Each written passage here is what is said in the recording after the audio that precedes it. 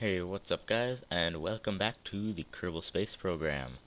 So, a lot has changed from last time. No, I didn't launch anything in between episodes, or anything like that, but I now have a menagerie of mods to work with. I have installed Remote Tech 2, Ferrum Aerospace, KW Rocketry, and B9 Aerospace. So, that gives us a lot of new things to work with.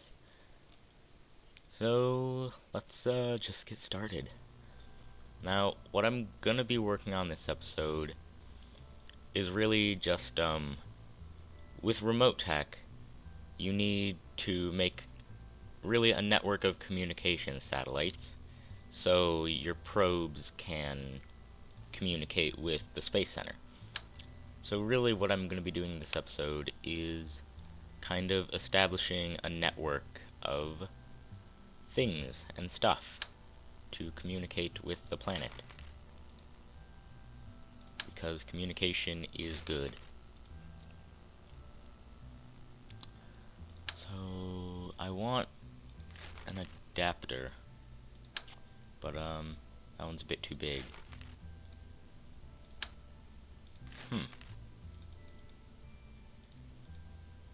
I guess I don't need an adapter.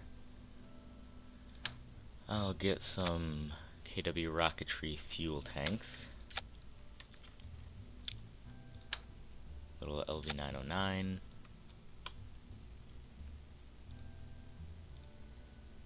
And I'm going to need a big antenna.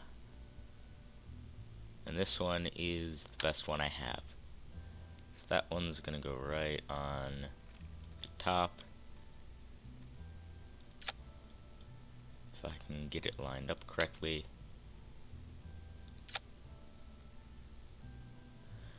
And that's good enough for me. Get a few of these. I'm just gonna put way more antennas on there than I think I'll need. Because the last thing I want is to need more antennas and then have to launch even more things. I'm also going to add one of these, but not on this stage. I'm going to have to do that later. Put the coupler.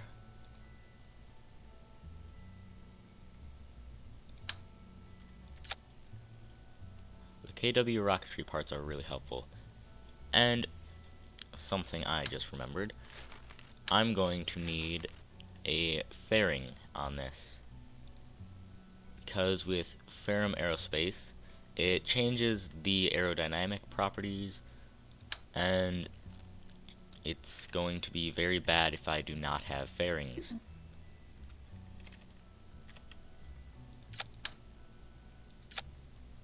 So I am going to need to get a couple of those. Well, not a couple fairings. A couple solar panels.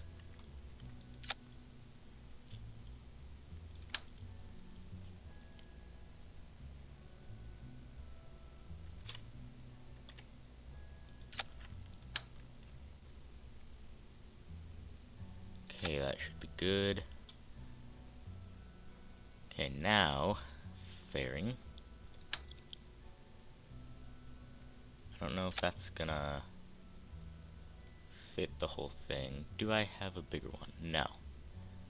I have not unlocked a bigger one yet. Come on.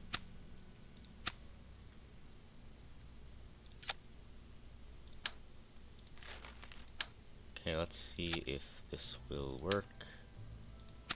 Come on. Work.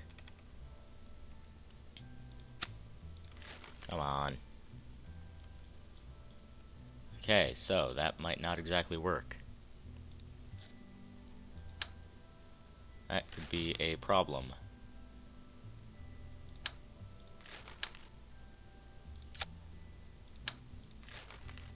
Yep, that could be a bit of a problem. I can remove the batteries from here. But where would I put other batteries?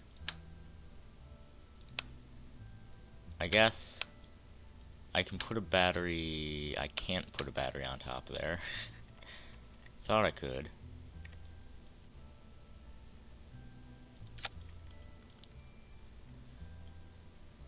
Move that a little bit because I must.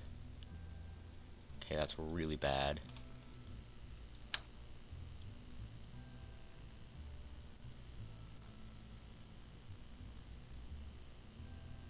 And let's try that. Darn.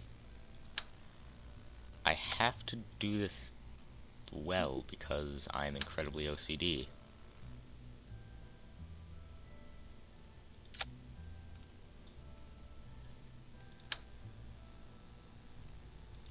Okay. Almost. There we go. That is good. I guess I can put that on there, then attach that again.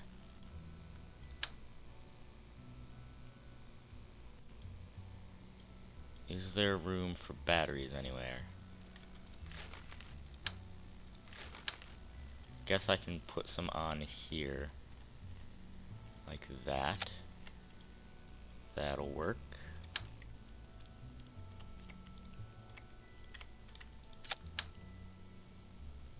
Okay. Now, I should be able to put a fairing on. And if not, I'm gonna be sad. Okay, there. There's our fairing. So now we just need to build the actual rest of the rocket that gets us into space.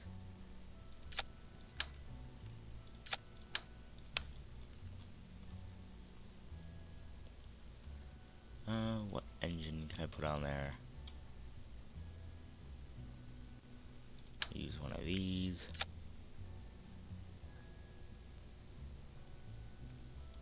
I have a new booster that I could try out.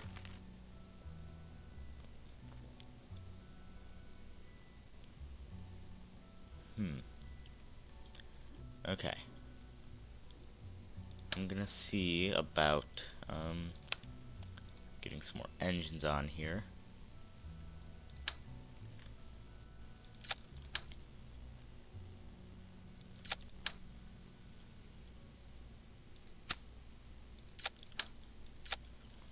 Okay, get more of these.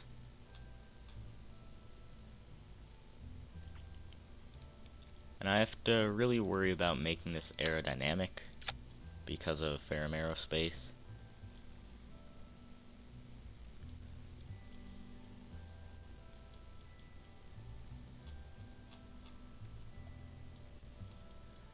Okay, and I think I'm gonna want to add a couple of boosters. I'm gonna try out these. Nah, I think those are a bit small. Okay. Just lower these a bit. And I need one of these little antennae on here that I will use until I get higher up. Okay. So this might hopefully work. Change the flag. And I'm just gonna call it ComSat. Because, yeah, it doesn't get a very original name. Because it's not very original. It's just plain and simple. And I do want to put a couple of these on, actually. Okay, nope, wrong button. I was holding Alt instead of Shift. Okay. Now, one last thing. There we go. Now let's see if we can get this into a geostationary orbit.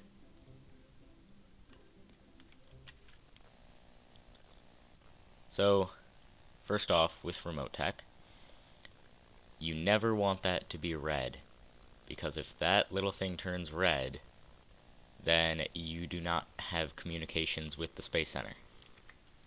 Also, it gives you a nice little dot right there letting you know where it is.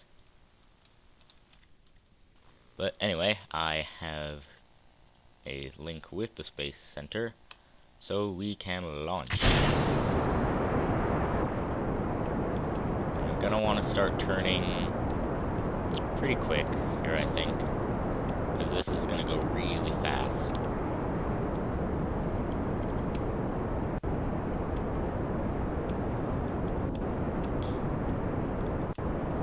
So what I'm hoping to do is get a network of satellites like this into a geostationary orbit. That way, any probes that I send out, any missions like that I do, they can communicate with the Space Center. Because if not, they'll just be drifting out in dark, empty space. Okay, so pretty sure I almost lost control there, but luckily the boosters kind of burnt out.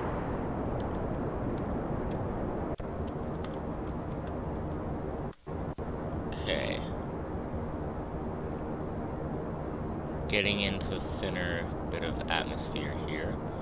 So I'm gonna go ahead and ditch the fairing, which looks awesome in my opinion. Then I'm gonna use I'll use one of these to communicate with the ground, because we're about to ditch this stage soon. Soon and very soon. So if I remember correctly, I need to get to about 2,868,000 kilometers? No, meters. 2 million meters, not kilometers. And then I should be in the geostationary orbit.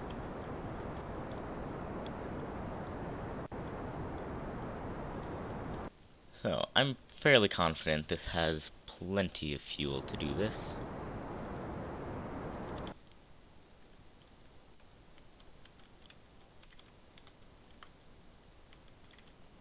Just need to get out 2 million.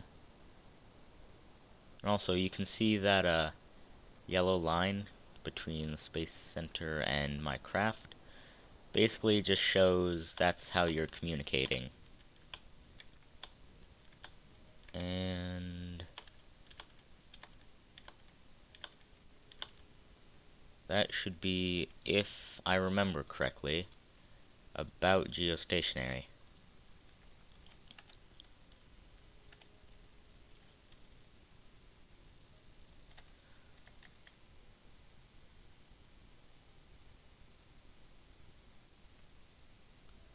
Okay, so I'm just gonna wanna fly on over. Now the thing I'm worried about is that I'm gonna lose communications by the time I get to my apoapsis, and I'm not gonna be able to burn and actually get a good orbit, and I'm just gonna end up crashing into the planet. Which, like it sounds, is not good. So, I'm going to want to, get to my periapsis, kinda, you know, not in the planet, I guess. And this thing has very little torque, so it's very slow to move. Come on. You can do it. Okay. So now, should be expanding this.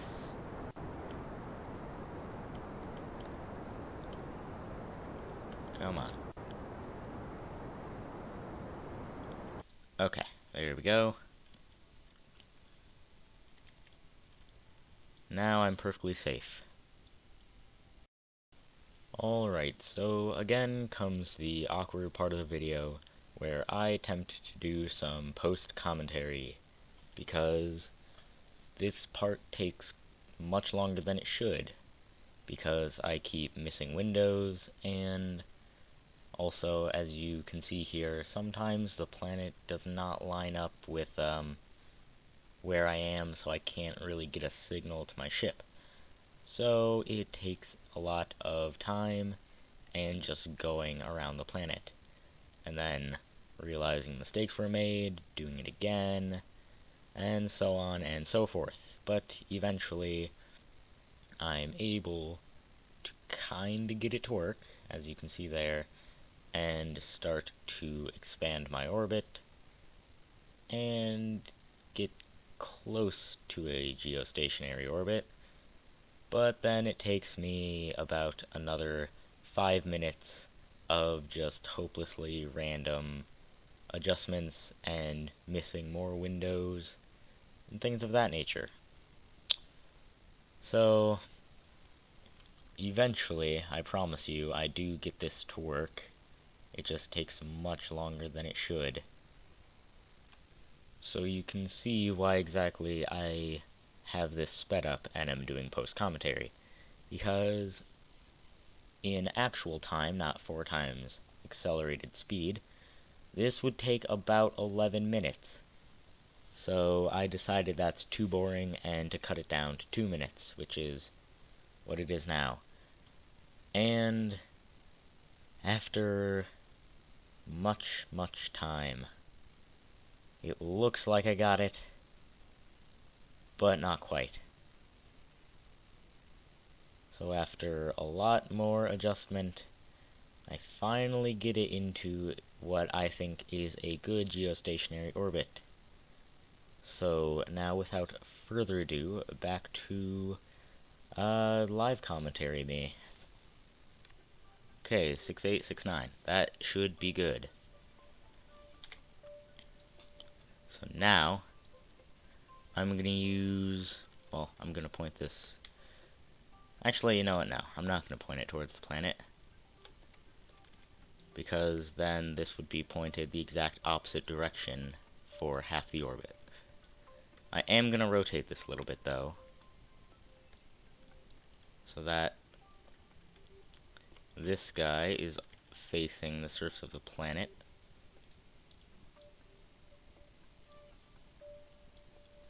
And then I can just make that have no target, because this is a much longer range dish. So it's going to be used to communicate with ships beyond the beyonds. Maybe it'll give me some sort of, like, I'm not positive what the range is. Might be like to Moho. Doubt it would be to Dre, or Drez, actually. But I can unlock better dishes later on. So, that was far too much work for putting one ship into orbit. But now, if we ever want to launch a probe, we have at least one of them. I may or may not do the rest of the network off camera, haven't decided yet. But you will find out next time, as will I. So, thank you for watching. Like and subscribe if you enjoyed this and want to see more, and I will see you guys next time. Adios.